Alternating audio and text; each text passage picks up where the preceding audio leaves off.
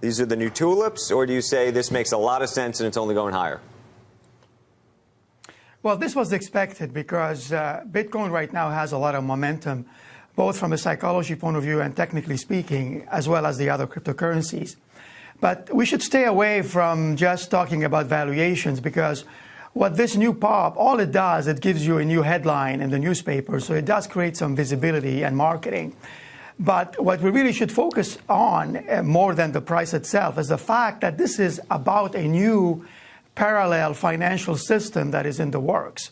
So what Bitcoin represents is a new type of currency that is very efficient.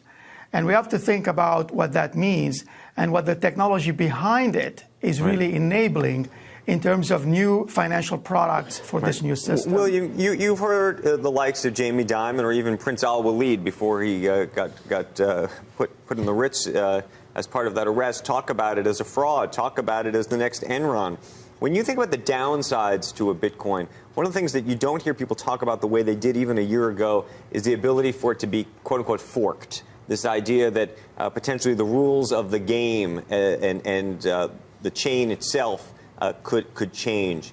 People always like to talk about it as sort of this self-correcting system, but is that really the case? Well, the fact that what Jamie Dimon and Prince Al-Walid are saying, I mean, these are the establishments, and they will always be trying to go against something new. So that is a good thing if they are criticizing the currency. The currency has been very resilient, and it is a better system today from an efficiency point of view.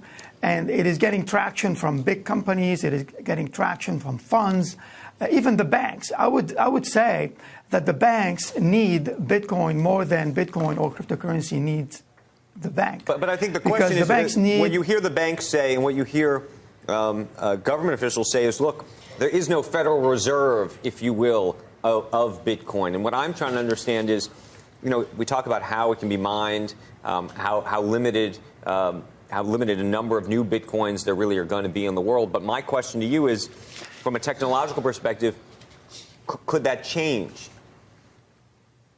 Could there be a rush of new supply, for example?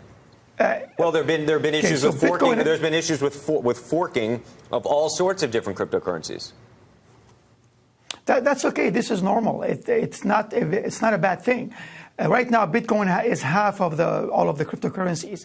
It's not going to be the only one. So every cryptocurrency will have its own governance, its own monetary policy, and this is part of the evolution. So I don't think it's a problem. So it's a way of whether you see the glass half full or half empty. Right. And right now, despite the fact that Bitcoin and cryptocurrency have been getting lots of headwinds, and the headwinds are from the big enterprises, the headwinds are from the big regulators, and the headwinds are from the traditional establishment that doesn't want it to move. Despite of that, it is moving. Imagine if some of these current players start to become more positive on Bitcoin. Lately, the CME decided that they will have a product based on Bitcoin. Right. So all of these will help.